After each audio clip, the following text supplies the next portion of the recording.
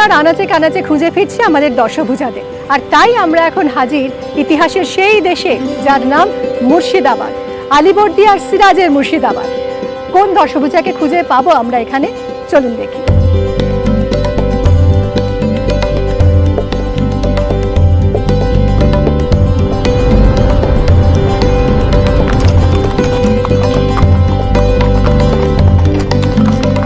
মুর্শিদাবাদ মানে কত না কাহিনী, কত লড়াই, কত না যুদ্ধ, কখনো বর্গী, কখনো আবার ব্রিটিশদের মুখোমুখি নবাবী বাহিনী।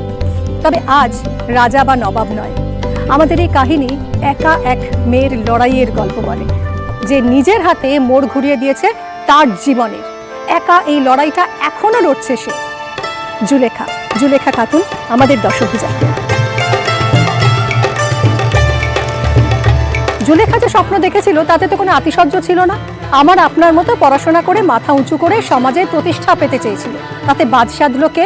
না পরিবার, মা বাবা। এটাই সবচেয়ে দুঃখজনক। জুলেখাকে বিয়ে দিতে চাইছিলাম, আমরা গরিব মানুষ, কাজকর্ম করতে পারে না ওর বাবা, কিন্তু আমরা একটা ভালো বাড়িতে ছেলে পেয়েছিলাম, তার জন্য দিয়েছিলাম। আমার জুলেখা বিয়ে করতে রাজি হয়নি।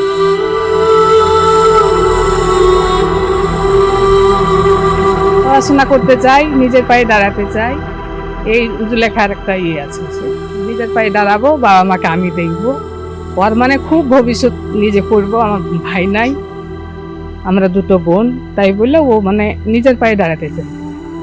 কিন্তু আমরা দেখছি আমাদের সমর্থন নেই, কাজকর্ম করে খেতে পারে না, আমার দুটো মেয়ে খুব কষ্টতে সংসার চলে।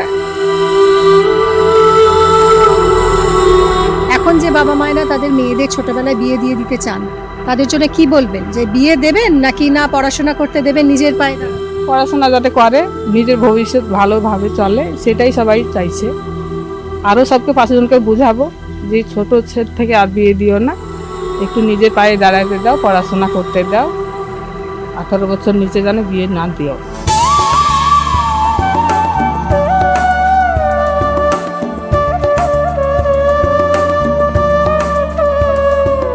আমার তো যেটা মনে হয়েছে যে আপনি হয়তো জুলেখাকে জন্ম দেননি, কিন্তু আপনি বোধহয় ওর প্রকৃত বাবা। আমরা চেষ্টা করেছি আমাদের স্কুলের প্রধান শিক্ষক হিসেবে আর কি যেটুকু দায়িত্ব পালন করার।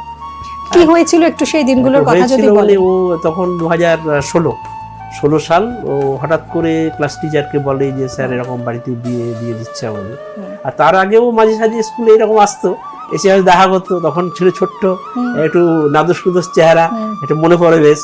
তারপর হঠাৎ করে বললো যে বাড়ি থেকে এরকম বিয়ে দিয়ে দিচ্ছে। তারা ঠিক আছে, আমরা দেখছি কি করা যায়। আমি 2 জন মাস্টারমশাইকে নিয়ে, বিশেষ করে তার মধ্যে যেহেতু মুসলিম কমিউনিটির, আমাদের একটা চিন্তা ভাবনা ছিল সবাই হয়তো আমার কথা ঠিকভাবে নেবে না, একজন মুসলিম আমাদের বিশেষ অ্যারাবিক পড়েন মাস্টারমশাইকে নিয়ে ওর বাড়ি গেলাম।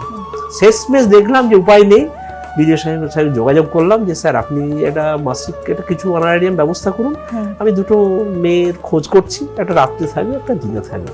সেইভাবে মাসিক 4000 টাকা করে বিডিও সাহেব দিতে রাজি হলেন।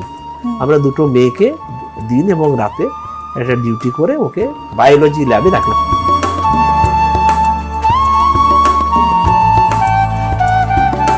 এই সেই বায়োলজি ল্যাব, যে ভয়াবহ সংকটের সময়, মাধ্যমিকের সময় আমাকে যেখানে স্থান হয়েছিল, এই জায়গাটায় আমাকে ঠাঁই দিয়েছিল আমাদের সিঙ্গার হাই স্কুল। এই বায়োলজি ল্যাবে থেকেই আমি আমার মাধ্যমিকের প্রিপারেশন নিয়েছিলাম এবং মাধ্যমিক দিয়েছিলাম। এটাই হচ্ছে সেই রুম। জুলেখা যখন বায়োলজি ল্যাবে থাকতো স্কুলে, তখন আপনারাই তো দেখাশোনা করতেন বোধহয়? হ্যাঁ, দেখাশোনা করতাম, রাত্রে দেখাশোনা করাতাম ওকে। ভোরবেলায় পড়াবার জন্যে রাত্রে উঠাতাম, ভোরবেলাতেই ওকে পড়ার জন্যে ডাকতাম, জুলেখা উঠো, পড়া করো। দিয়ে ভালো পরীক্ষায় রেজাল্ট হয়েছে।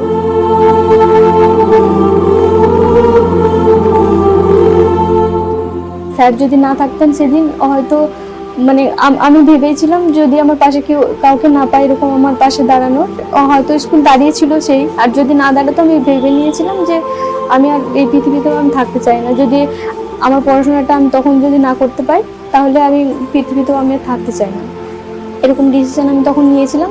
তারপরে স্যার ম্যাডাম আমার পাশে ছিলেন, আছেন, আর ভবিষ্যতে আশা করি থাকবেন। আর এই জন্য আজ আমি পড়াশোনাটা চালিয়ে যেতে পারছি। হেড স্যারকে তো ভীষণভাবে মানে স্যারের অবদান আমি মানে ভীষণভাবে আছে আমার।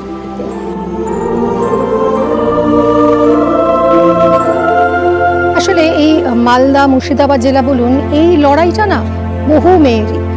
কেউ কেউ হেরে যায়, ভেসে যায় অন্ধকারে, আর কেউ কেউ আবার রুখে দাঁড়ায় এবং পরিবারের চোখে চোখ রেখে বলতে পারে যে না, আমি স্কুল ছেড়ে বিয়ে করব না, আমার স্বপ্নকে বাঁচিয়ে রেখে যে কোনো মূল্যে আমি লেখাপড়া চালিয়ে যেতে পারবো। ঠিক যেরকম বলেছিল জুলেখা খাতুন। লড়াইয়ের আরেক নাম জুলেখা।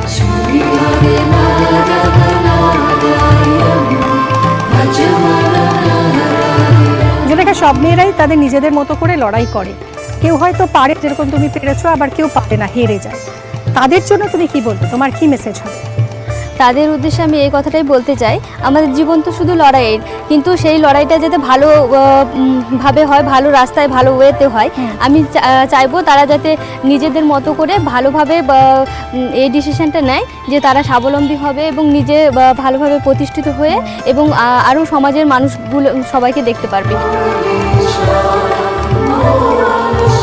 তুমি কি এই যে নাবালিকাদের বিয়ে রুখে দিতে এগিয়ে আসবে ভবিষ্যতে? হ্যাঁ, অবশ্যই।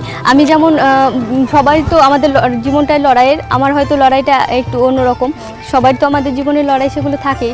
তো সেই ক্ষেত্রে আমি চাইবো আমি যেমন আমি পেরেছি, আমি যাতে আরও সমাজের এই নাবালিকার যাতে আর বিয়ে না হয়, কারণ এই যে সময়টায় বিয়ে দিয়ে দেওয়ার ব্যাপারটা, এটা হচ্ছে সবচেয়ে আমাদের ইম্পর্টেন্ট টাইম, যেখানে আমাদের লাইফটা গড়ে উঠতে সাহায্য করে। তো সেই জায়গাটা যদি ভেঙে যায়, আমরা তো সারা জীবন তাহলে ওই সময়টুকুনের জন্য আমরা হয়ে যাব। এমন আমারই যেমন অনেক ফ্রেন্ড আছে যারা মানে আমরা একই সঙ্গে পড়াশোনা করতাম, তারা হয়তো বিয়ে করে ফেলেছে, তারপরে তাদের অবস্থা এখন দেখুন, মানে তারাও হয়তো খুব মানে ভুল করেছে বিষয়টা। তারাও আমাকে অনেকজন সঙ্গে দেখা হয়েছিল, তারাও সেই বিষয়টা বলে, এবং আমি চাইছি যে তারা যাতে এই ভুলটা দ্বিতীয়বার না করে, এবং আমাদের পাশাপাশি আরও যারা আছে আমরা ভবিষ্যতে তাদের জন্য আমরা কাজ করতে চাইছি। মেয়ের জন্য কষ্ট হয়, মেয়ের জন্য কোনো বার্তা কিছু দিতে চান? মেয়ের জন্য তো কষ্ট হয়, ছোটতে চলে গেল, বাবা মাকে খোঁজ নিল না, কোনোদিন ফোন করে না, আসা যাওয়া করে না, এটাই আমাদের সমস্যা। এবার নিজের পায়ে দাঁড়াক, আসুক, যাক, খুব ভালো লাগবে, দেখতেও ভালো লাগবে, ওকেও ভালো লাগবে।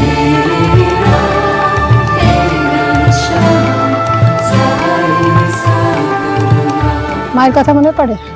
তা তো পড়বে অবশ্যই, কিন্তু আমার মানে প্রবলেমটা হচ্ছে যেহেতু আমি পড়াশোনাটা ডিভাইন করে দিচ্ছি এখানে, যেহেতু আমি পড়াশোনা করে এগিয়ে যেতে চাইছি, মানে ফ্যামিলি থেকে চাইছে যে এই বিয়ের ব্যাপারে আমি চাইছি পড়াশোনার জন্য আমি তো সমস্ত সব কিছুই এখন আমি ছেড়েছি এক টাইম।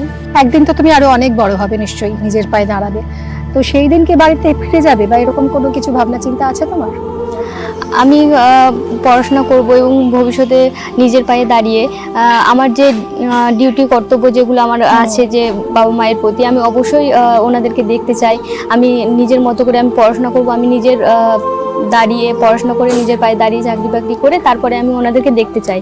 তবে ওনাদেরকে আমি মানে আমার কাছে এনে রাখতে চাই, এবং আমি নিজস্ব একটা বাড়ি আমার করার ইচ্ছা আছে এবং সেখানে ওনাদেরকে এনে রাখতে চাই।